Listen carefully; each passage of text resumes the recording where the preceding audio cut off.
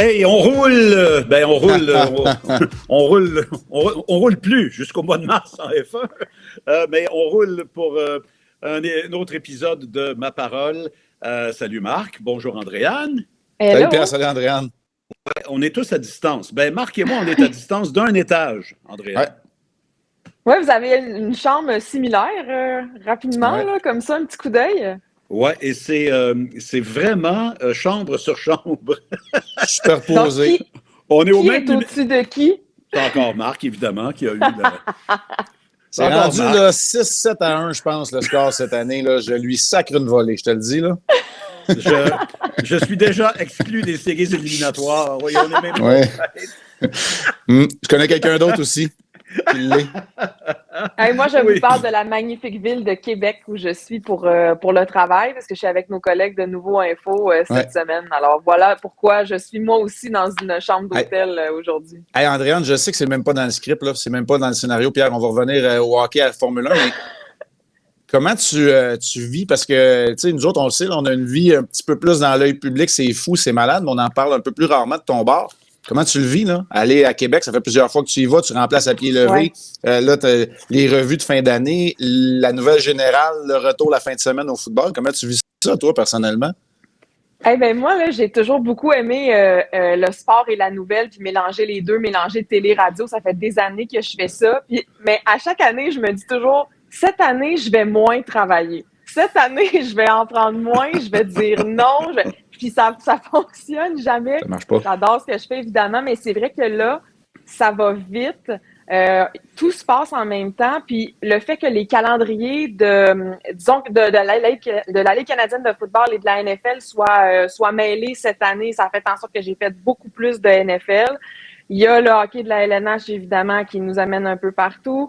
J'ai eu l'antichambre qui s'est rajouté, c'est un gros privilège. Puis là, c'est ça, en plus, là, je viens animer à pied levé les bulletins de Nouveau Info à partir de Québec. Donc, une chance que je connais bien le chemin.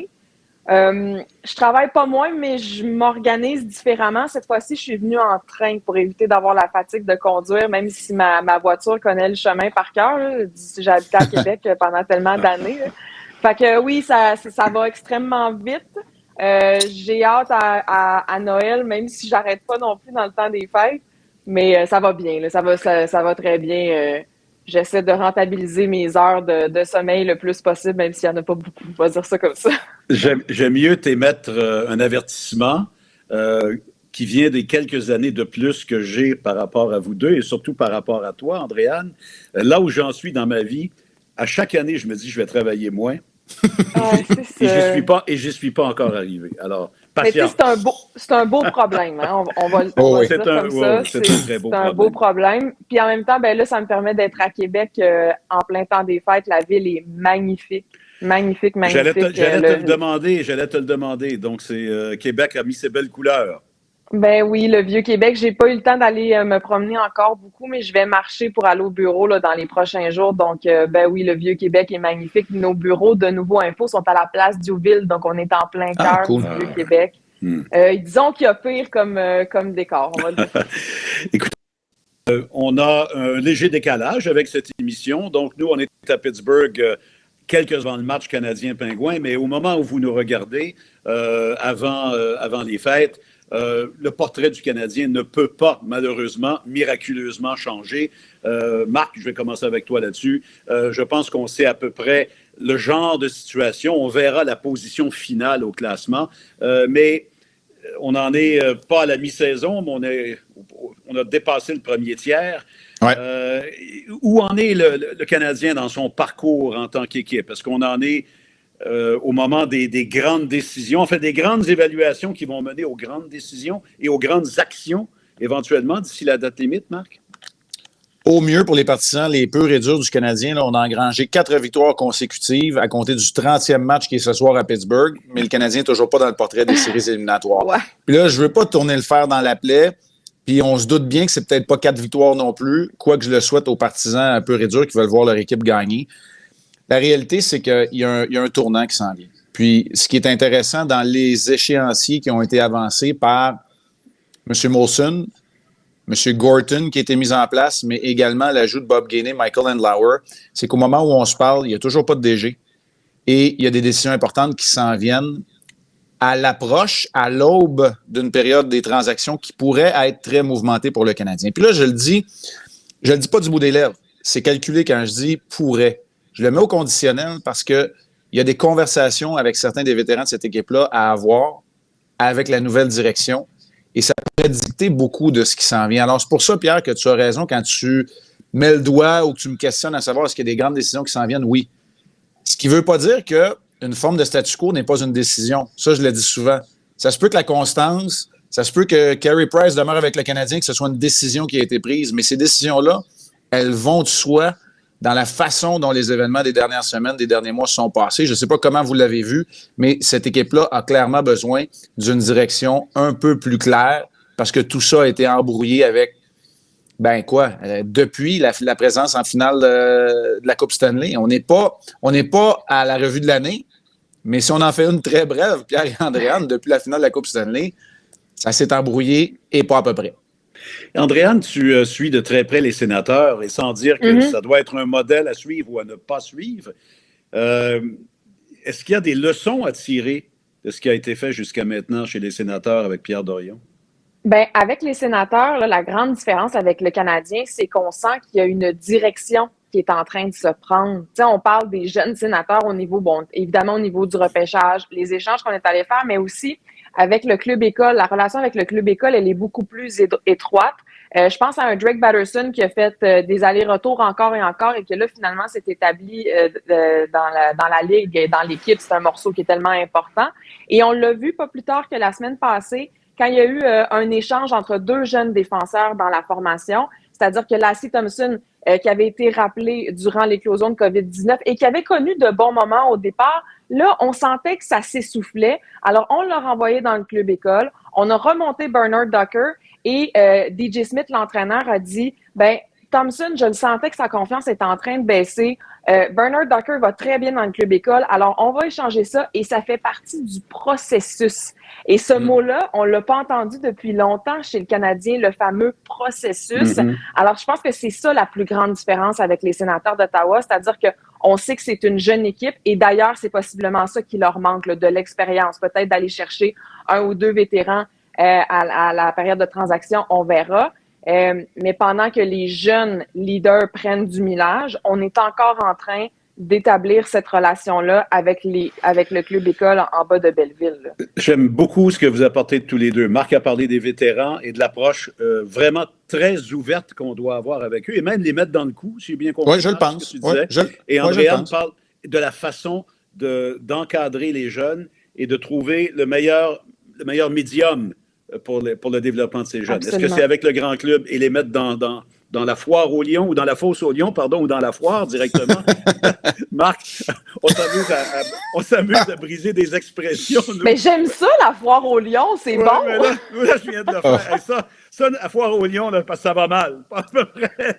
Ça va pas bien. Puis, Andréane, promets-moi avant la fin de l'émission, il faut que je te jase d'une des hantises de Pierre Houde. Oui, je vais la dévoiler au grand jour. On y revient tantôt.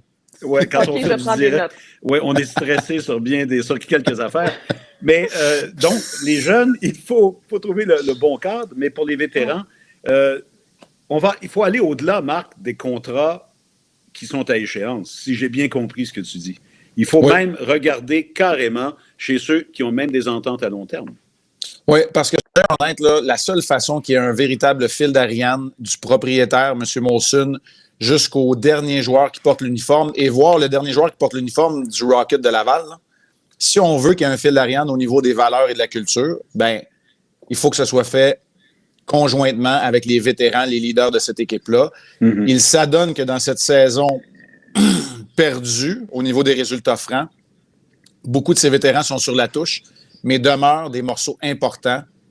On est à même de le témoigner par leur absence, qui manque terriblement. Puis, Pierre, je te l'ai dit souvent, puis j'aimerais ça, Pierre, t'entendre là-dessus aussi, parce que je veux pas juste que tu poses les questions, parce que je trouve ça intéressant. Puis, combien de fois je t'ai dit, si tu fais juste te tourner vers la jeunesse, puis on en a parlé l'année passée, quand ils ont signé Stepan à Ottawa, j'ai dit non, c'est pas le vétéran que ça prend. Mais si tu te tournes juste vers la jeunesse, c'est pas long que tu deviens les Oilers d'Edmonton ou les Sabres de Buffalo, puis tu t'enlises pendant des années et des années. Ça prend des vétérans. C'est pour ça que je le dis pour le Canadien, puis c'est pour ça qu'Andréane, je ne sais pas comment tu vois ça, Pierre, mais on en a parlé souvent, toi et moi, de ce phénomène. Il faut trouver les vétérans qui vont avoir le rôle qu'on attend d'eux. Donc, ça veut dire qu'on peut chercher, oui, des vétérans qui ont une contribution statistique, une contribution de performance, une contribution directe sur la patinoire, mais il ne faut pas hésiter non plus à trouver des vétérans qui ont un impact dans le vestiaire. Puis Marc et Andréane, la dernière entrevue que j'ai faite, ou une des dernières au Centre Bell, m'a tellement, même si c'était à peine 2 ou 3 minutes, ça m'a tellement appris, et je parle de Corey Perry. Et vous réalisez à quel point Corey Perry, peu importe sa contribution, parce qu'il a marqué un but très important l'autre soir, mais Corey Perry manque cruellement dans le vestiaire du Canadien. Alors, je suis tout à fait d'accord avec toi, Marc. Cette équipe-là doit trouver où il y a des lacunes et les lacunes se retrouvent peut-être autant dans le vestiaire que sur la patinoire, qu'à l'hôtel, que dans l'avion, que dans l'autobus des joueurs. Je pense qu'on est à la même place. Oui, on est à la même place. Très rapidement, on est à la même place, Pierre, puis c'est pas juste la faute du Canadien. Puis je suis pas là pour les excuser, mais les innombrables blessures à répétition ont créé un peu cette situation-là aussi. Puis là, ça devient quasiment... ça prend des entraîneurs qui sont fil de ferris pour pas mettre le pied à côté parce que c'est tellement étroit entre l'exagération, le statu quo, on a de l'intensité. Moi, je trouve que c'est pas évident la situation puis c'est pas entièrement de la faute du Canadien. Excuse-moi, Andréane. Non, moi j'ai une question parce que je m'interroge beaucoup sur là, évidemment, Jeff Gorton est en place. Là, on a mis un comité pour choisir un directeur général. Du côté du Canadien, on a dit que ça se ferait pas avant les fêtes. On verra, des fois, les choses peuvent se précipiter. Est-ce que vous trouvez ça long?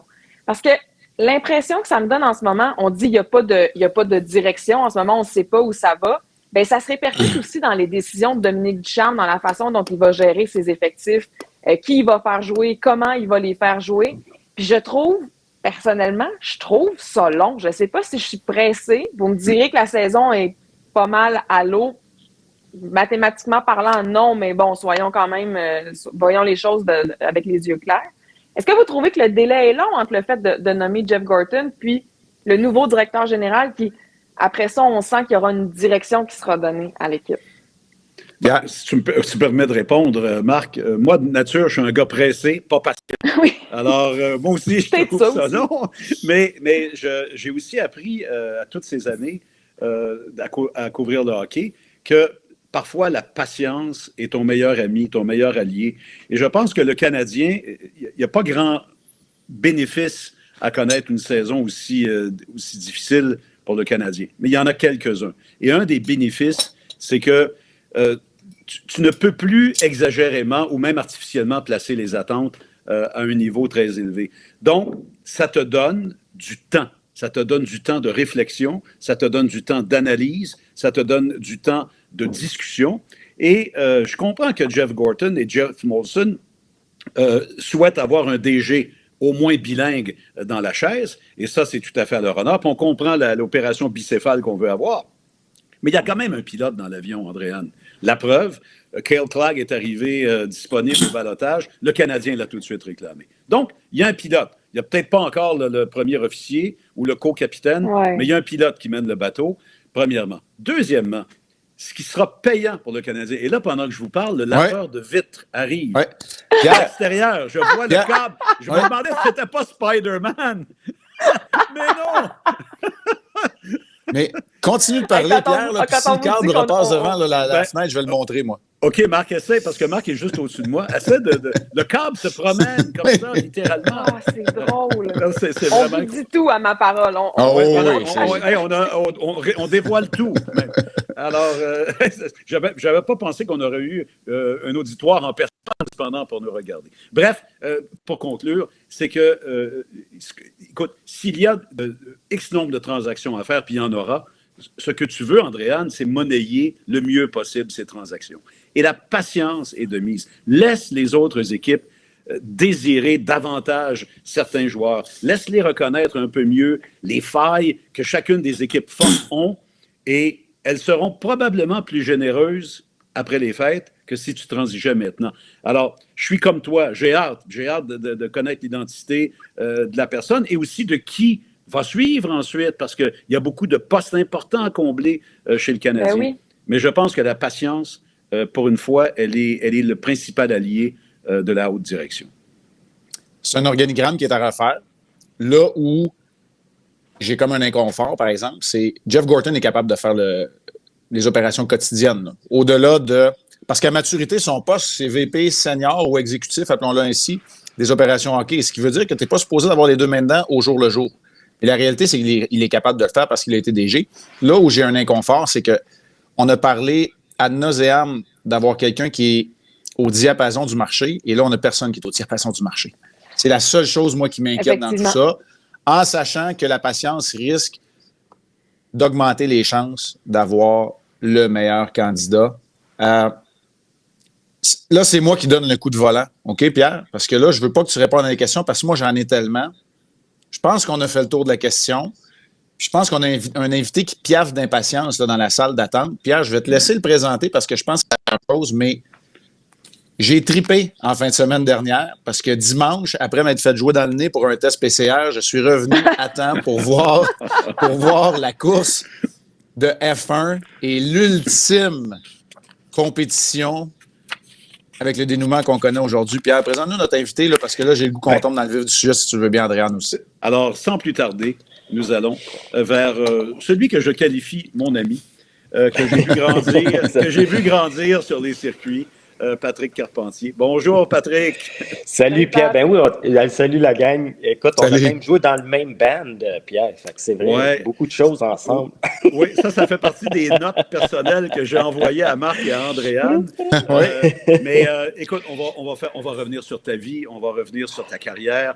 Je maintiens que tu es un des grands sous-évalués dans l'histoire du sport au Canada et dans l'histoire du sport automobile.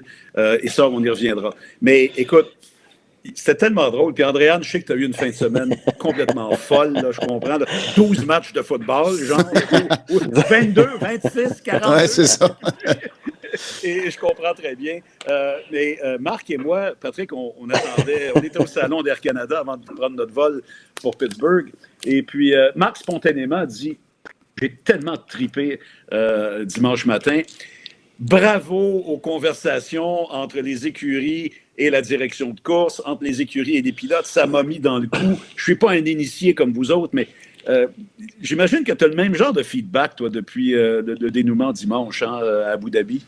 Ah, vraiment. Puis écoute, honnêtement, Pierre, ça a été vraiment spécial. Je pense une saison complète spéciale comme ça, parce qu'après toutes les épreuves, j'avais des textes, des choses, le monde embarquait, ils ont aimé ça, ils ont suivi ça. Écoute, ça a été une saison, moi, je trouve, en tout cas, incroyable. Puis avec toi, puis Bertrand, j'ai adoré toute l'équipe, François-Anne, toute la gang là-bas aussi. Pour moi, écoute, c'est comme la chose la plus près que j'ai fait, à part m'asseoir dans la voiture de course quand je courais en Formule 1. Ouais. Fait que ça me ramène surtout une formule. Tu sais, je fais le NASCAR aussi, mais j'ai surtout fait de la formule. Fait que ça me rapproche vraiment de ma passion, là, tu sais, de ce que j'aime. J'espère que notre Studio 11 est un peu moins dangereux que l'Oval au Michigan ou quelque chose. OK, Pat, arrête de faire ton têteux. Là, je veux... Hey, Marc, le fil, Spider-Man est revenu. Je ne sais pas si on peut le voir. Oui. Le fil est dans notre... Donc, Pat, j'ai envie de vous laisser poser les premières questions parce que il y en a tellement qui se sont exprimés sur les médias sociaux. On a l'impression que c'est très polarisé, Patrick, depuis le dénouement un peu controversé. L'athlète en moi va le goût de te poser une question tout de suite sur les communications, OK? Parce que votre analyse aux trois, elle a fait de raconter l'histoire et la saison. Ça m'a accompagné, ça m'a permis de comprendre qu'il pouvait y avoir controverse dans les règlements, puis les gommes tendres, puis les gommes dures, puis tout ça, j'en ai appris beaucoup. Mais là où j'ai capoté comme athlète, puis là, j'ai vraiment besoin que tu m'accompagnes là-dedans, c'est comme si on entendait les coachs parler à leur corps arrière, leurs joueurs de centre de premier trio parler avec l'entraîneur. C'est capoté. On entendait les conversations et le doute dans un des plus grands champions de l'histoire de l'humanité, tout sport confondu, Lewis Hamilton, qui avec 20 tours et le championnat presque en main, s'il n'arrive pas ce qui est arrivé, le doute qui s'est installé. Là, j'ai envie de... J'ai 100 000 questions, mais depuis quand est-ce qu'on est... oui, le fil. Le fil est là. Depuis quand est-ce qu'on a droit à cet accès en arrière-scène, mais en direct et pendant le déroulement de la compétition? C'est capoté, ça. Ben écoute, je réponds à la question, puis Pierre peut me corriger parce que ça fait tellement longtemps qu'il suit la F1 encore de plus près, mais écoute, pour moi, c'est ce qui a parti un peu de ça, c'est peut-être l'arrivée de Liberty Media, d'aller plus dans les médias sociaux. Puis écoute, on en parlait justement le week-end passé, Drive to Survive, qui est sur Netflix, que les gens ont suivi. Puis c'est drôle parce qu'on dirait que ça s'en va vraiment vers ça. Je pense qu'ils ont compris que les gens ont besoin, tu sais, voir une auto rouler sur la piste avec des casques sans vraiment savoir qui sont ces gars-là, qu'est-ce qui se passe en arrière-plan, la tension qu'il y a, le stress. Puis c'est drôle, puis tu as raison, tu sais, les grands champions sont souvent un petit peu insécures, puis tu le voyais dans Lewis Hamilton aussi, puis il y a une personne qui le suit, Angela, tout le temps. On fait bien des farces avec ça, mais je suis certain que c'est une grosse partie de son succès. Elle l'encourage, elle le motive à tout ce qu'elle peut faire autour de lui. Ils sont deux au lieu d'être tout seuls, si on veut. Puis parfois, dans le sport automobile, on dirait que c'est toi envers contre tous. Puis surtout en fin de semaine, ça allait des deux côtés, autant de Red Bull que Mercedes. On dirait qu'il y en a un qui se battait contre tous. Puis là, tout d'un coup, ça changeait à l'autre, dépendamment des décisions qui étaient prises. Tu sais, mais c'est un sport vraiment fascinant, mais je pense que c'est ça que les gens veulent voir, là, tu sais, comme tu dis. Ce qu'on a reproché beaucoup, Marc, si tu me permets, Andréane, puis je vais te laisser y aller ensuite. Ce qu'on a beaucoup reproché à la F1, c'était le gouffre qu'il y avait entre les vedettes du championnat, c'est-à-dire les pilotes, et la base d'amateurs. Puis là, je parle des pilotes, mais je pourrais étendre ça aussi au puits de ravitaillement, au paddock. Pourquoi est-ce que Trois-Rivières a toujours été extrêmement populaire comme événement? C'est qu'on a toujours parlé de la proximité du Grand Prix de Trois-Rivières, de la proximité de l'action sur le terrain qui était là pour ceux qui achetaient leurs billets. Et Bernie Ecclestone a fait de grandes choses pour la F1 dans son histoire, mais Bernie Ecclestone, vers la fin, était un peu un vieux dinosaure et refusait cette ouverture sur un public plus jeune avec des moyens de communication plus jeunes.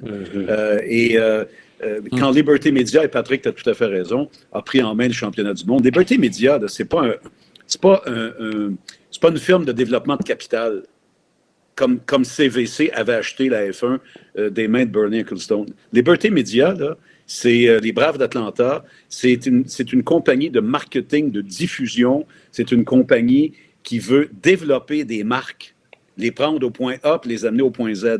Et c'est ce que Liberty fait avec la F1, avec les moyens qu'on connaît. Et donc, oui, ce qui t'a allumé, Marc, particulièrement dimanche, qu'on nous rende disponibles les communications. J'entends plein de plaintes qui viennent des plus vieux, là, des plus conservateurs. « Ah, il faudra arrêter ça, c'est scandaleux de nous faire entendre ça. » Non, mais c'est très vrai, je te le dis. Mais en même temps, moi, je suis complètement d'avis contraire. Je trouve que c'est une valeur ajoutée essentielle et c'est voulu, c'est demandé par une clientèle plus jeune. Puis écoute, quand on parle des plus jeunes, Andréane, là, la NFL n'a pas le choix aussi. Là. La NFL doit ouvrir la porte au Joe Burrow, puis au Herbert, puis au Mahomes de ce monde. Puis la NFL est un bon exemple parce que toi, comme on dit, tu as les deux pieds dedans. Toi aussi, tu le constates, ce virage-là. Je pense que tous les sports professionnels puis tous les grands événements sportifs doivent s'adapter à la nouvelle génération. Tu sais, la NFL, là, Red Zone, ça a changé la donne complètement parce que je pense que la majorité des gens vont pas s'asseoir, à moins de triper sur une équipe. Là, tu vas pas t'asseoir pendant 4 heures pour regarder un match de football. C'est excessivement long, même pour les gens qui aiment ça. Là. Mais moi, là, je veux me gâter parce que, écoute, j'ai Patrick Carpentier, Pierre Roud. Même les gens qui ne suivent pas la F1 en ont entendu parler en fin de semaine. Oui, la Formule 1 s'est beaucoup rapprochée du public, mais là, cette fin de course et de championnat si controversée, j'ai entendu toutes sortes d'opinions. Moi, c'est là-dessus que je veux vous entendre. Vous en avez pensé quoi? Et l'espèce de splash médiatique que ça fait autour de ce championnat-là, est-ce que c'est la meilleure chose qui pouvait pas arriver à la F1, peu importe le résultat final, finalement? C'est très bien placé. Tu nous mets la balle sur le tee, comme on dit. Ah oui, mais moi, c'est ça. Swingez-la bien comme faut, là. Si tu me permets, Patrick, je vais partager ce que nous, on a vécu sur le plateau, puis je vais te laisser la conclusion, parce que nous, on ne l'a pas vécu tout de suite en valeur absolue. Hein. On l'a vécu par étapes, comme les gens. Puis, et en plus, Andréane, et Marc, je vous partage quelque chose, le chronométrage a planté complètement. Avec quoi, Pat? 10 au bon moment. Juste où on avait besoin. Oui, on avait besoin pour connaître. C'est peut-être pas un hasard d'abord. Ben, écoute, conspirationniste. On en avait besoin, entre autres, pour établir les positions des voitures sur la piste. L'information ultime que je cherchais, c'était qui était un retardataire et qui ne l'était pas. Donc, qui était sur l'auto du meneur, qui ne l'était pas. Ça avait complètement disparu sur nos écrans. Et Sergio Pérez, le coéquipier de Verstappen, où était-il lorsqu'il est revenu en piste après son arrêt au puits? Parce qu'on me demande pourquoi on a retiré Pérez. On n'a pas encore vraiment la réponse officiellement. Est-ce que Pérez était revenu en piste par hasard devant Verstappen avant la relance? On a dit on va au moins y enlever un obstacle. Bref, on a vécu tout ça et notre appréciation allait d'un côté comme de l'autre. On se demandait qu'est-ce qui était le plus acceptable sur le plan sportif, mais je laisse la conclusion à Patrick. Est-ce qu'au fond, l'esprit du règlement sportif n'a pas prévalu pour le dernier tour, même s'il y a la moitié de la planète qui a eu mal au cœur parce que c'est la moitié de la planète qui voulait qu'Hamilton gagne? C'est exactement, écoute, j'ai reçu des courriels, c'était soit sur un côté complètement où on était vraiment heureux, la meilleure décision qu'on a jamais vue de notre vie, ou c'était vraiment la pire décision qu'on n'a jamais vue de notre vie, dépendamment, on était fan de qui. Mais tu sais, comme j'ai dit, il y en a qui m'ont dit, je regarde plus jamais la F1, c'est terminé, ça a été... c'est ça! Oui, puis ils disaient, vous faites vraiment un bon travail, mais là, je suis plus capable, ça ne fait pas. Puis ce que je leur répondais, c'est... Écoute, ça n'a aucun rapport avec la F1. Je dis, la Formule 1 va toujours être la F1, les voitures, le talent de Verstappen, de Hamilton. Je dis pas parce que des gens prennent des décisions que la F1 est plus bonne. J'ai dit, si tu n'es pas content, sois pas content après ceux qui ont pris la décision. Mais je dis pas après la F1, parce que la F1 nous a donné un spectacle incroyable cette année, puis ça a été bon tout au long. Puis il y a eu des décisions bonnes autant d'un côté que de l'autre, puis mauvaises d'un côté que de l'autre. Tout au long de la saison. Puis écoute, moi aussi, j'étais fâché. C'était Michael Massey, comme Pierre le savait, qui a été obligé de prendre la décision en fin d'épreuve. Ça, c'est le directeur de course, ça. Oui, exactement. Puis, j'étais fâché parce qu'on a changé de décision rapidement. Puis c'est ça, je suppose, qui a fait un peu la controverse. Mais par contre, j'y repensais par la suite. Tu peux pas terminer un championnat du monde sous neutralisation. Il était forcé comme de repartir la course. Écoute, c'était une position qui est assez difficile à gérer. Puis malheureusement, je vais être très honnête, je pense que ça l'a coûté à Lewis Hamilton, définitivement. Parce que moi, de la façon dont je l'ai vu, puis c'est là que j'aurais aimé, comme Pierre parlait du chronométrage, j'aurais tellement aimé ça, voir exactement les taux qui étaient où, parce que dès qu'il y a eu neutralisation, Max est entré dans les puits. Puis c'est là que vous allez voir l'impact que ça a des changements de décision. Puis en Indy, c'était la même chose. Max est entré tout de suite, il n'y avait rien à perdre. Lui qui finisse 2 ou qui finisse 15, ça ne change absolument rien. Il fallait qu'il termine premier. Faut qu'il finisse premier. Ouais. Fait que lui, il est rentré, il a mis des pneus à gomme tendre, tout de suite, il est ressorti. Le peloton n'était pas rapproché. Fait que le tour d'après, aurait fallu que Lewis entre pour se battre à armes égales, entre mettre des pneus, puis ils ressortent aussi. Puis la situation idéale, c'est que, OK, les retardataires passent, puis on les met un derrière l'autre, ils se battent à armes égales, on a un championnat. Mais ce qui s'est produit, c'est tout de suite, ils ont envoyé la décision, puis je dis, pourquoi ils se sont pressés à dire, les retardataires vont rester là? Fait qu'immédiatement, Mercedes ont dit, OK, on a 2 solutions. Soit que la course ne reprendra pas, ou qu'il va y avoir 5 voitures, entre 4 ou 5, je ne me rappelle plus exactement, entre Lewis puis Verstappen. On est correct, on l'a gagné le championnat. On n'entre pas d'un puits, on reste sur le circuit. Mais en restant sur le circuit, toutes les voitures se rapprochent. Ouais. Puis là, un tour où, je ne sais pas, Pierre, corrige-moi, avant de partir, l'officiel dit finalement, on va toutes les enlever, les voitures. Ouais. Fait que Max se ramasse directement derrière Lewis. Mais là, Lewis, s'il rentre, il va sortir 10e. Ah, c'est ça, il n'y a plus le temps, là. C'est ça, là. C'est échec et mat. Fait que c'est là que j'ai vu que les gens n'étaient pas contents, mais en même temps, ça s'est tellement fait vite qu'il restait 2 tours. Il ne voulait absolument pas terminer le championnat du monde sous neutralisation. Puis Pierre ajoute là-dessus ou corrige-moi s'il y a quelque chose. Mais moi, c'est un peu...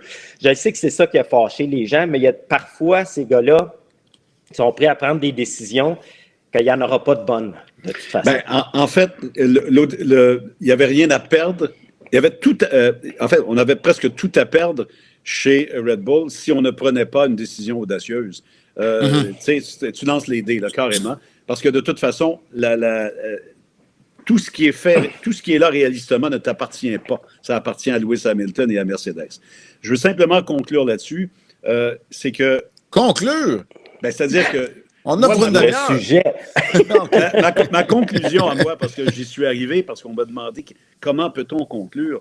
Ouais. Je rappelle que l'esprit du règlement, puis il y a des zones grises dans le libellé, mais l'esprit du règlement, c'est qu'on ne veut pas de retardataire sous neutralisation avant la relance. On ne veut pas de retardataire dans le peloton des meneurs ou ceux qui sont dans le tour du meneur. Vous me suivez? Ah oui. Bon, il y en a. On veut 2 derrière 1, 3 derrière 2, et ainsi de suite. Il y en a qui vont dire, oui, mais c'est déjà injuste, parce que si tu t'es créé une avance de 12 secondes sur le deuxième, l'avance est réduite à rien. C'est comme ça. C'est depuis toujours dans l'histoire du sport automobile. Donc, la F1 est arrivée avec le principe qu'on voyait déjà dans d'autres séries. Les retardataires, vous vous en allez en arrière du peloton, puis vous ne vous mêlez pas de la course en avant. Si Latifi frappe le mur avec 12, 14 tours à faire, il n'y en a pas de controverse. Là, on allait regrouper le peloton, on allait prudemment et en toute sécurité, on allait chercher la voiture, les travailleurs de piste allaient passer le balai pour enlever les débris, on aurait envoyé les retardataires en fond de peloton et on aurait relancé l'épreuve.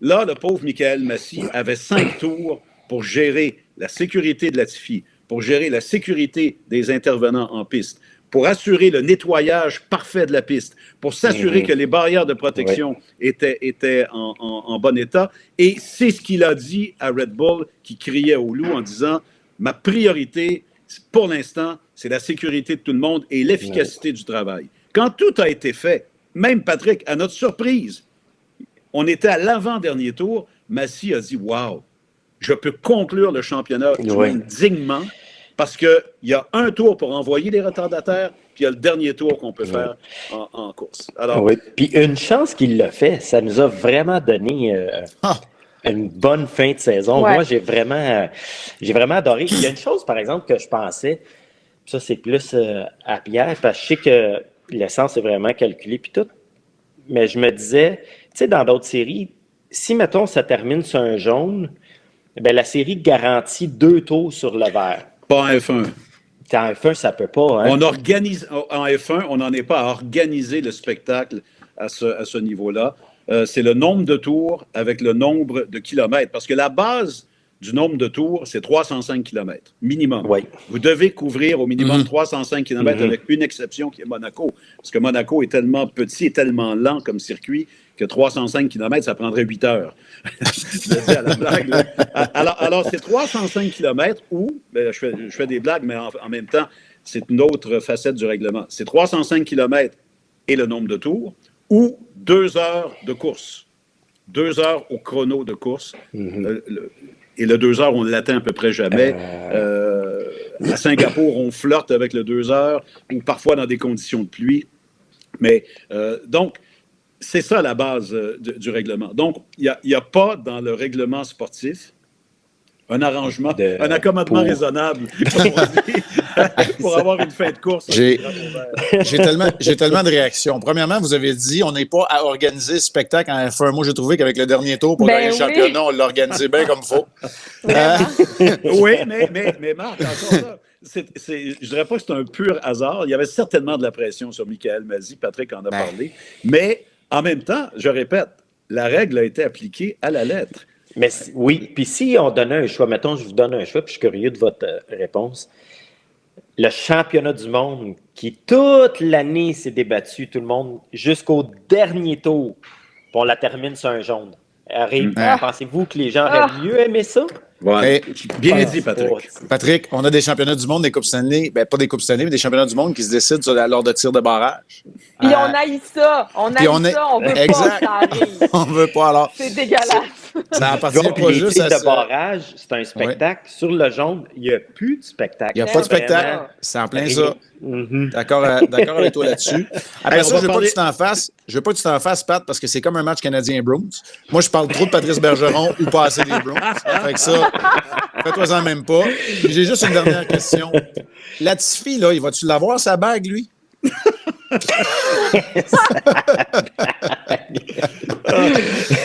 Non, mais apparemment qu'il a reçu une caisse de Red Bull.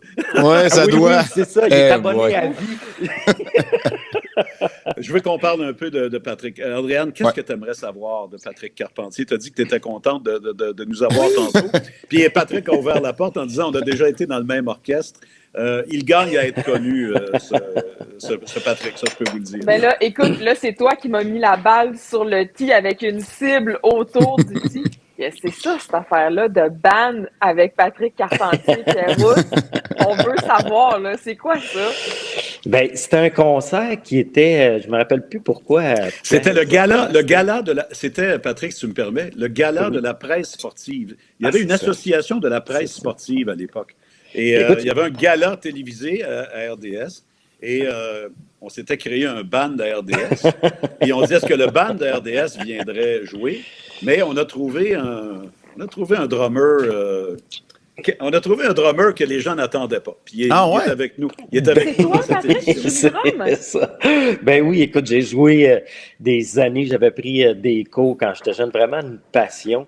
De batterie, je joue plus évidemment parce que j'ai trop de choses avec les enfants puis toute l'équipe, mais ça a été une passion pendant des années. Puis on avait fait la bande. Puis Jacques était là aussi. Est-ce que Jacques était venu définir? Jacques était venu présenter avec Claude Mayotte. Il était venu présenter au Lutrin. Oui, il voulait pas, Claude. c'est ça. Parce que Claude était l'animateur. Quoi? Moi, je suis un drummer aussi. Mais dans le band, il y avait déjà le regretté Paul Buisson, qui était un batteur extraordinaire. Il y a Patrick qui était le batteur caméo invité, le batteur surprise. Il n'y a personne qui voulait chanter, puis personne qui jouait des claviers. Alors moi, je peux m'en tirer au clavier si on me donne les accords de guitare. Et ça en tirait assez bien. Ouais, chante ça pas pire. Alors, et c'est Jumping Jack Flash qu'on avait fait. Oui, c'est ça. Ouais. Exactement. Ça avait été super. Et Bertrand Roule était bassiste. Ah oui, c'est vrai, Bertrand aussi qui faisait partie du band. Mais écoute, j'étais plus nerveux pour ça qu'un départ de Formule Indy, où on roulait à 400 km. T'étais pas dans ta zone de confort. Chacun son domaine, c'est ça. Hey, j'ai entendu, Pat, je veux te poser la question, puis c'est à propos un peu de ton parcours, mais c'est aussi à propos de la course que j'ai vue dimanche. Je t'ai parlé tantôt des communications, le doute qui s'est installé chez Lewis Hamilton. Le petit peu que je connais de la course automobile, pour avoir jasé avec d'autres pilotes, par exemple, où on en est dans un sport où l'argent est quand même au centre des préoccupations, là, où on en est dans l'accompagnement, l'appui, des pilotes, des athlètes. OK? Parce que c'est important de le dire, là, puis les gens sous-estiment ça énormément. Vous êtes des athlètes puis des vrais. Là. Moi, je vous le dis, là, j'en témoigne, là, que ce soit les forces G, que ce soit la déshydratation. Mais tu sais, on m'a expliqué, moi, parfois, que certains des meilleurs athlètes se présentent, ils ont un entourage, parce que c'est un peu le Far West, tout le monde est laissé à eux-mêmes, c'est pas tous les écuries qui entourent leurs pilotes. Mais on a beau arriver avec notre entourage, si on n'a pas les commanditaires nécessaires, ça peut être celui qui a une chic de tabac, qui crache avec ses bottes de cow-boy, mais qui arrive avec l'argent du Texas, puis c'est lui qui va avoir le volant. On en est où là-dedans, Patrick? Parce que pour moi, là, ça fait partie un peu de la légende, mais je ne sais pas on est où véritablement en 2021. Fait que tout ça m'a amené ce gros questionnement-là, puis je trouve que tu es la personne idéale pour y répondre. Non? Ben, écoute, pour moi, c'est comme si c'est connu maintenant que oui, ça prend beaucoup de sous, là, mais ça n'a toujours pris en F1. Ça n'a moins pris dans les années passées parce que tout coûtait moins cher. Là, ça en prend plus parce que tout coûte plus cher. Mais pour moi, la F1, ça a toujours été le sport le plus dispendieux à peu près sur la planète. Même, c'est le même problème en Indy, c'est le même problème en NASCAR. Ça l'arrête pas jamais, jamais, jamais. Sauf qu'il y a de la nouvelle réglementation, des plafonds maintenant qui commencent à mettre, qui diminuent vraiment beaucoup les budgets, qui aident. Puis des pilotes qui arrivent avec de l'argent, il va toujours en avoir, tu sais. Mais comme tu dis, un gars qui arrive avec sa cigarette, et ça, tu n'en verras plus beaucoup, même avec l'argent. Tu sais, à un certain moment donné, en F1, ça prend un certain talent pour y arriver, tu sais, pour piloter les voitures, surtout là, avec la force G que les voitures ont.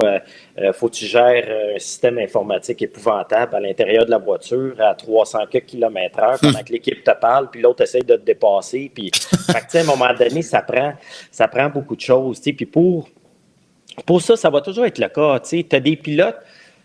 C'est sûr que quand le pilote remplace quelqu'un qui a beaucoup de talent, puis il y en a beaucoup moins, puis il accède parce qu'il y a de l'argent, ça me chicote un petit peu. Ça, j'ai plus de misère. Mais tu as des gars qui arrivent, écoute, du talent, pas à peu près. Puis je pense même, Pierre peut me corriger, Lando Norris vient d'une famille très à l'aise. Lando Norris amène des sous pour courir. Ben, je vois pas qui peut remplacer Lando Norris. Puis je suis content que Lando Norris soit là parce que c'est un talent exceptionnel. Mais sauf que on commence vraiment à adresser ça, puis ça, je suis content. Le budget, le cap des budgets, je crois que c'était 145 millions. Et ça va descendre d'année en année. Donc, enfin, on a réussi à imposer un plafond budgétaire. Mais, Marc, ta question est très pertinente. Si tu me permets un complément. Oui, vas-y. C'est que là, maintenant, même les pilotes de talent sont à la recherche de leur commanditaire, de leur financement. On peut être pour, on peut être contre. Moi, je suis de la vieille école. J'ai adoré les développements. Puis les développements se faisaient tellement lentement à l'époque. Hein. C'était le karting, puis après, c'était la Formule Ford, puis après, c'était la Formule 2000, puis la Formule 3, puis la Formule 3000. Puis là, on arrivait en F1, on avait pratiquement 30 ans. Mais il y avait des filières. Malheureusement, et je ne fais pas la promotion du tabac, je pense qu'on est tous rendus à une autre époque, malheureusement, beaucoup de ces filières, Andréane et Marc, étaient des filières avec l'argent du tabac, l'argent des commandites de tabac. Et Patrick en est le plus bel exemple. Patrick a accédé aux grandes ligues en Amérique du Nord parce que Players, Imperial Tobacco, avait une filière extrêmement sérieuse, extrêmement, pas juste riche en argent, riche en talent également. Il y avait des ressources humaines extraordinaires dans cette filière. Et on peut tous comprendre maintenant que ça n'existe plus.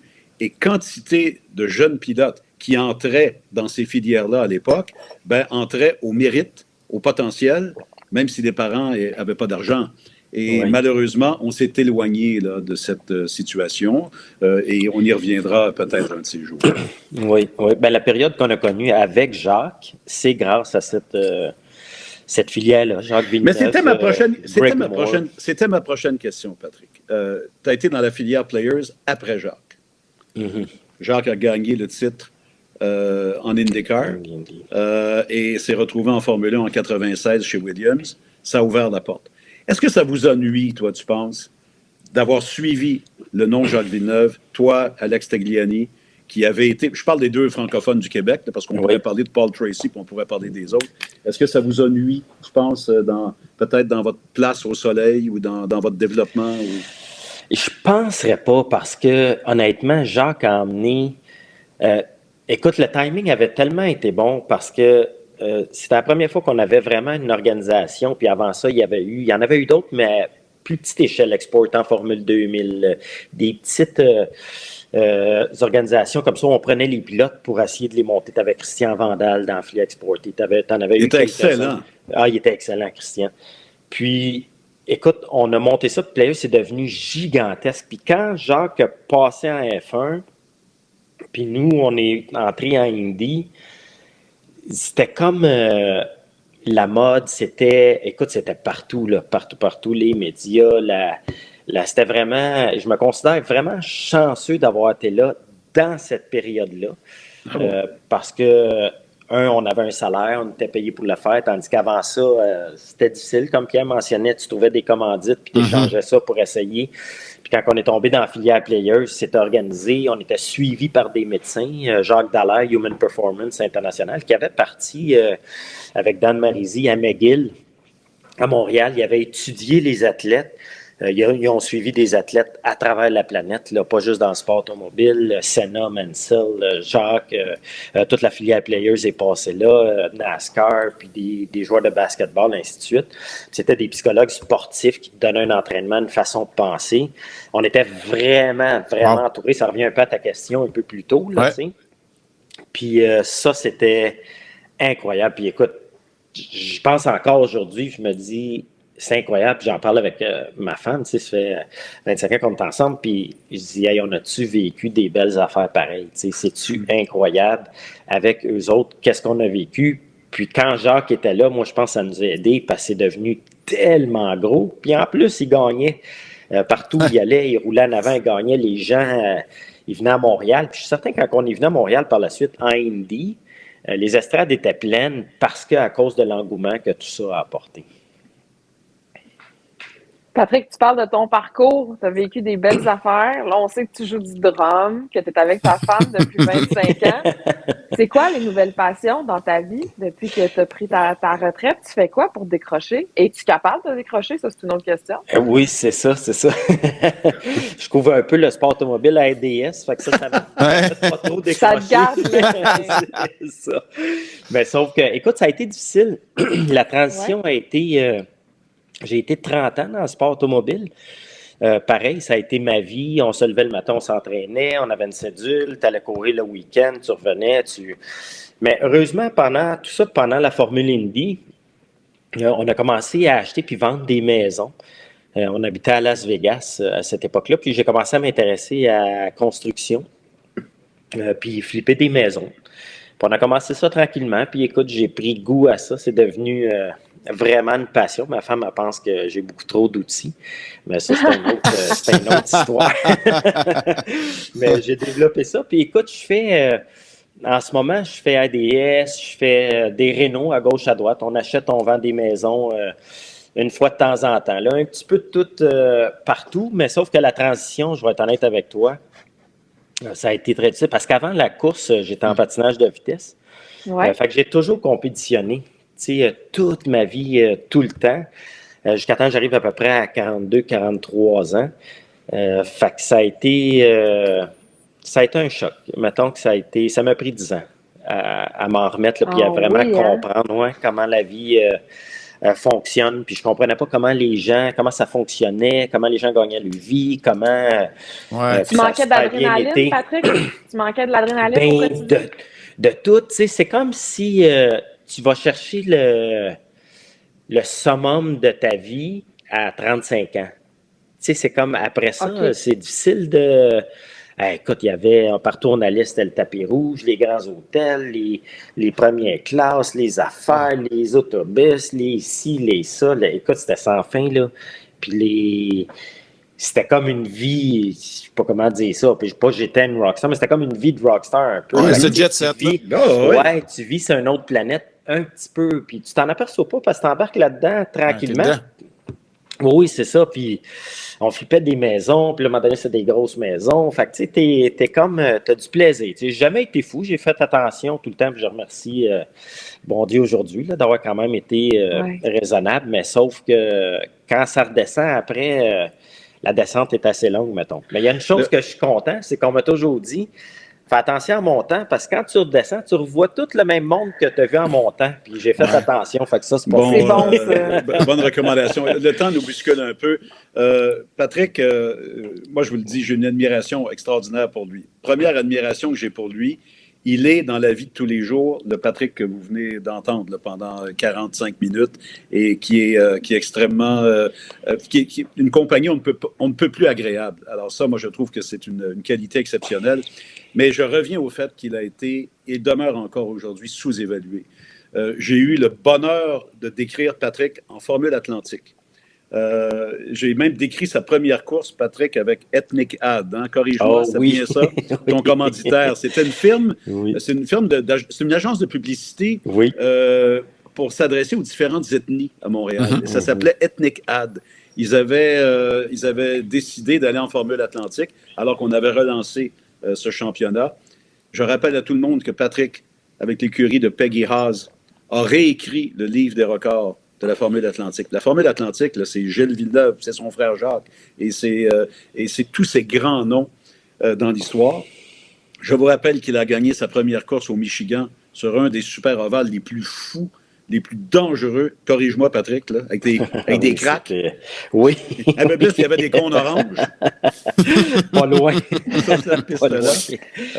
Et Patrick a vécu aussi, je ne veux pas non plus amener un côté sombre à cette discussion, mais a vécu aussi un moment duquel il s'est sorti avec une grande dignité. Il était le coéquipier de Greg Moore quand Greg a eu son accident fatal à Fontana. Et moi, Patrick, là où tu m'as vraiment impressionné, c'est que tu es resté très digne dans tout ça. Tu as confronté la situation, comme on dit, comme une grande personne, mais tu as réussi ensuite à continuer, puis tu as réussi à avoir du succès par la suite. Puis moi, je trouve que ça, c'est admirable pour un athlète. Tu sais, Andréane et Marc, je vous dis souvent, nous, notre métier, on l'adore, mais on n'est pas supposé avoir à décrire la mort en direct. Tu sais. Non. On n'est pas supposé avoir à faire ça. Mais quand tu deviens descripteur de F1 puis d'IndyCar, c'est une possibilité. Fait qu'imaginez-vous quand vous êtes en piste et quand c'est votre coéquipier.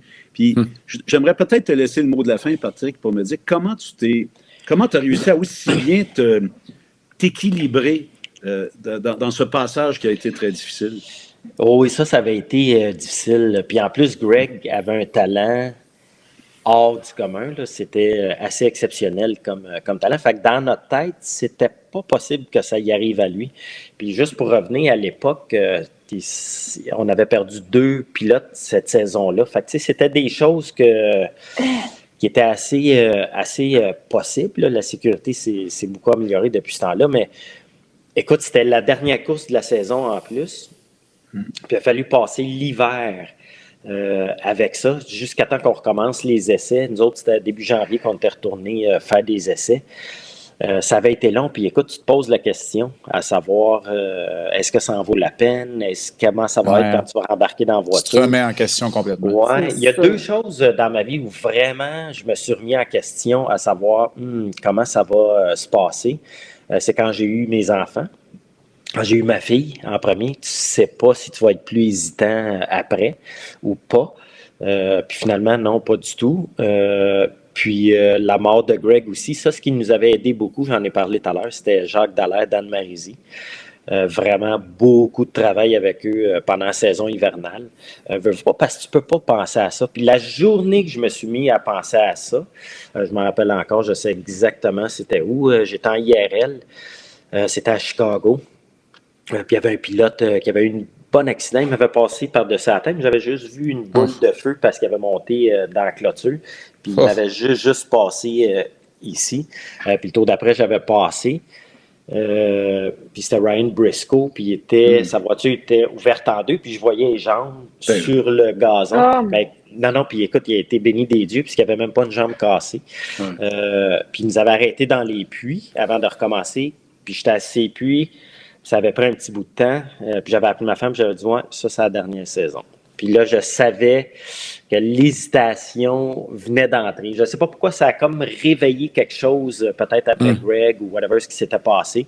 Puis je savais que j'hésiterais. Puis en sport automobile, tu ne peux pas hésiter. Ça a été, les formules, ça a été terminé. J'ai été en NASCAR par la suite, mais ce n'est pas la même chose qu'une F1 ou Indy. Là. Mais je savais que c'était terminé après ça. J'ai souvent dit en conclusion qu'il y avait un ange gardien sur le sport automobile. Des fois, il en échappe une.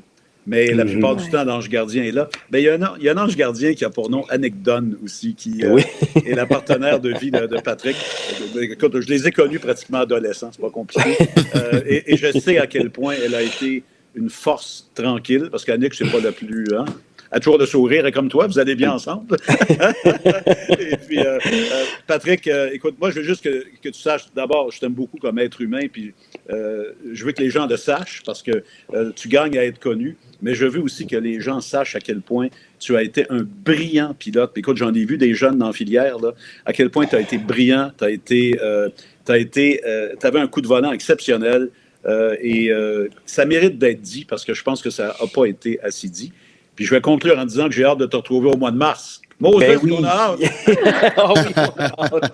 C'était tellement bon. Ben, hey, merci beaucoup. Puis, Hey, d'ici là, je m'en occupe, OK, Pat? Je m'en occupe de Pat d'ici là, c'est beau. C'est correct. C'est beau, je vais ramasser les restants, moi, c'est beau. Salut Patrick, au plaisir. Salut, Patrick. Merci. Joyeuse Bye-bye. fête à toute ta famille. Oui, à toutes vous autres aussi. Soyez Ouais. tout Salut, le temps. Pat. Bye-bye. Ouais, Merci puis nous, beaucoup, bye. on partage avec vous nos coups de cœur là tout de suite.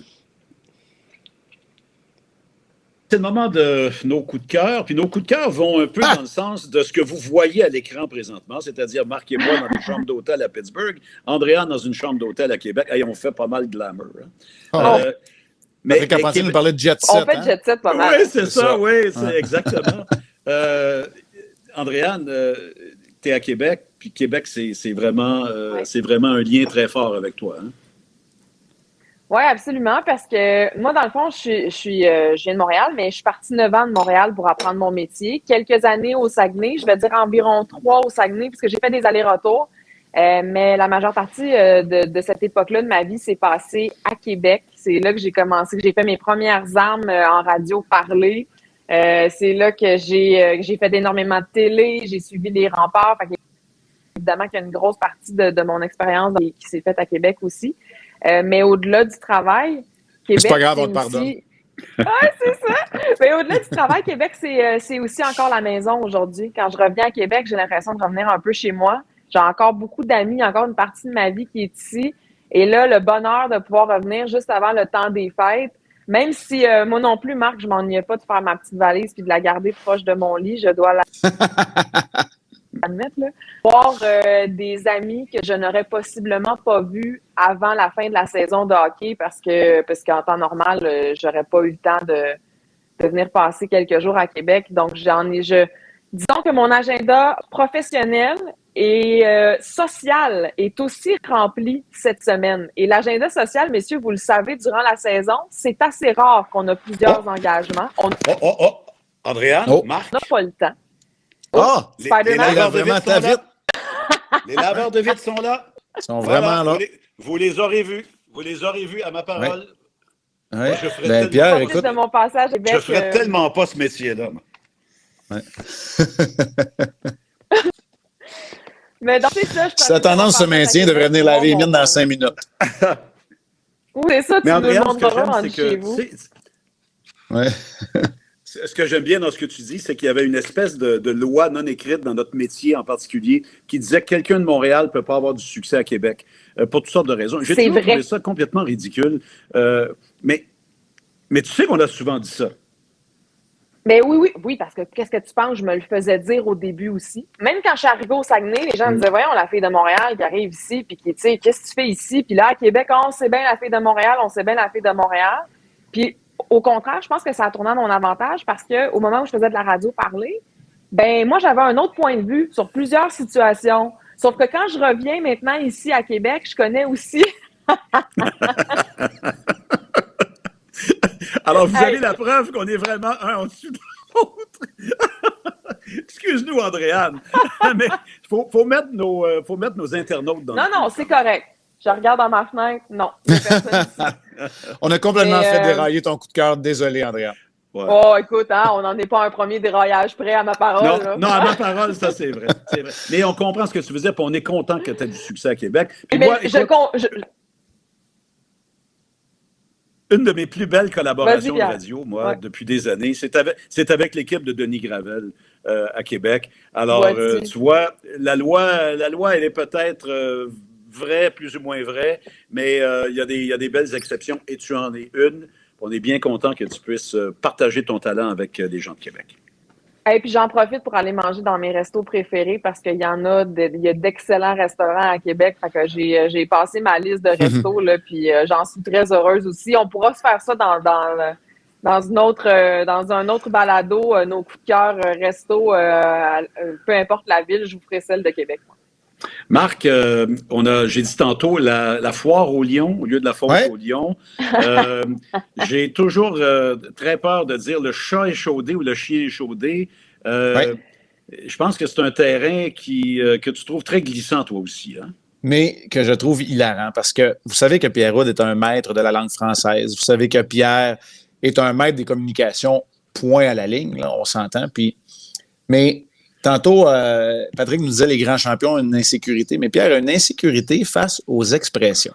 Pour plusieurs raisons, mais aussi parce qu'on les déforme à volonté, très souvent dans l'autobus qui nous amène vers l'aréna ou vers l'aéroport le soir. Et là, les expressions, c'est en anglais et en français parce qu'on est avec nos chums Dan et Sergio. Fait que c'est en anglais, en français. Et on met le mauvais animal dans la mauvaise expression, c'est sûr. Mais Pierre, c'est le chat échaudé qui craint l'eau froide, puis c'est le chien qui est dans le jeu de quilles, OK? Puis le taureau, lui... C'est comme disait mon père, le bœuf dans un paquet de vaisselle. C'est ça. Bon, mais le taureau, lui, est dans la boutique de verre, effectivement. Fait qu'il faut pas trop mélanger, mais c'est que avant d'aller en onde, Pierre a une hantise. Et si jamais je m'aventure dans une expression, le visage se crispe. Pas au point où le téléspectateur le voit, mais moi, je le sens. Et là, il veut pas que je me plante non plus. Quoique j'ai déjà dit qu'on pouvait tenter le diable par la queue à la place de le tirer. Mais tu sais, ça, un peu... bref. Alors... Oh, oui, mais. C'est pas si mal, mais quand tu y penses un peu plus, c'est gros. Ouais, dans le fond, non, c'est peut-être pas exact. Fait que tout ça pour dire que c'est pas vraiment un coup de cœur, c'est plus un clin d'œil. Et Pierre, tu me l'as évidemment mis sur un tee à mon tour. Alors, chacun, on a eu notre chance. Fait qu'avant d'aller à ton coup de cœur, je voulais vous souligner. Je voulais mettre à jour, dans le fond, cette hantise qu'on a avant de vous livrer, ma foi, les analyses les plus intelligentes au monde. Moi, mon coup de cœur, j'y suis. J'ai un très gros coup de cœur pour Pittsburgh. Pittsburgh, évidemment, a eu une très mauvaise réputation pendant des années. C'était la ville de l'acier. Hein? Alors, écoutez, ça ne pouvait pas être une ville très propre au sens large. Ça ne pouvait pas être une ville très accueillante, très glamour. Qu'est-ce que vous voulez? Les aciéries, elles étaient essentielles, surtout dans les années 50, les années 60. C'est pas pour rien que les Steelers s'appellent les Steelers. Et que le logo des Steelers, c'était le logo de l'acier comme industrie. Mais c'est une ville qui a tellement bien évolué, qui est devenue très conviviale. Mais pourquoi c'est un coup de cœur? C'est que dans les débuts d'RDS, on ne pouvait pas faire que le Canadien et les droits étaient éparpillés entre Radio-Canada, TQS ou TVA. Et donc, on faisait X nombre de matchs du Canadien, X nombre de matchs des Nordiques, mais on allait ailleurs aussi dans la Ligue nationale. Et où de mieux ailleurs qu'à Pittsburgh, avec Mario Lemieux, évidemment comme perspective, avec Jaromir Jagr qui a été repêché en 90. Donc, vous dire la quantité de fois qu'on a fait le voyage à Pittsburgh et on en est venu qu'à avoir une affection profonde pour la ville et quelque part pour l'équipe des Penguins de Pittsburgh. Et je ne pense pas le dire de façon partisane, je le dis simplement de façon tout à fait naturelle. Et Marc, je vais boucler la boucle avec ce coup de cœur qui n'a pas eu meilleur sens que Marc-André Fleury qu'on a vu réussir sa 500e. Je comprends que c'était dans l'uniforme des Blackhawks, mais ce que je veux dire, c'est que Marc-André fait partie aussi de ce coup de cœur que Mario a commencé dans les années 80 et qu'on a maintenu aussi longtemps ensuite avec Marc-André Fleury. Puis on pourrait mettre Christopher Letang dans l'équation aussi. Pierre, c'est ça que j'allais dire. Max Talbot, Pascal Dupuis, Sid, Christopher Letang, Marc-André Fleury, pour ne nommer que ceux-là, Pierre-Olivier Joseph, qui est peut-être le prochain de la lignée. Il y a toujours eu ce lien avec le Québec qui est très fort, même si les Pingouins sont complètement à l'ouest de la Pennsylvanie, ce qui est quand même géographiquement assez éloigné du Canadien, mais qui est la porte d'entrée vers le Midwest américain. Puis j'ai toujours dit que le Midwest américain était un peu une copie de ce que le bon Québec, la province du Québec peut être au niveau des valeurs. Je termine avec la question piège à propos de Pittsburgh. Trois-Rivières, Three Rivers, le Three Rivers Stadium à l'époque. Quel est le nom des Trois-Rivières qui se croisent dans le centre-ville de Pittsburgh? Allegheny.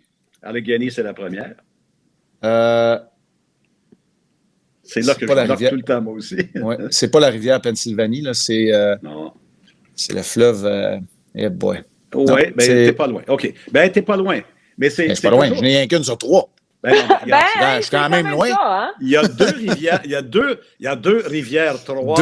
Non. Il y a 2 ou il y a 3 rivières? Il y a 2 rivières qui se confondent ou qui se rejoignent et qui forment la 3e.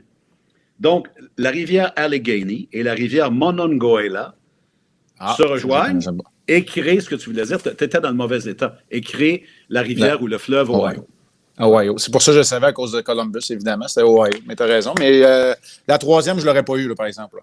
Bon. Et puis là, bougez pas. Il faut que j'aille chercher. Andréane, tu allais le dire, hein, toi? Oui, je l'avais sur le bout de la langue. Je le sais. On t'a encore enlevé, là, on t'a encore coupé la parole. Bon, ma parole est une présentation de Subway où vous pouvez déjouer votre faim avec des délicieux repas fraîchement préparés et vous pouvez commander à l'avance sur l'appli Subway. Subway, mangez frais. Voilà, c'est la première fois à que je fais Québec cette comme à commandite de Pittsburgh. Pittsburgh. Oui, parce qu'il y en a un juste au coin de la rue. Je l'ai vu ce matin. Ben oui. Il y en a un à côté du bureau de nouveau à Québec aussi. Alors, c'est sûr que je vais dîner là au moins une fois cette semaine. Bon, ben c'est là qu'on va chercher nos lunchs. C'est fait. Voilà. Merci à notre commanditaire. Bon, il nous reste une dernière pour avant la fin de l'année. Et on fera notre revue de l'année la prochaine fois. Salut de Pittsburgh. Bon baiser de Pittsburgh et de De Québec. Québec. Salut. Salut tout le monde.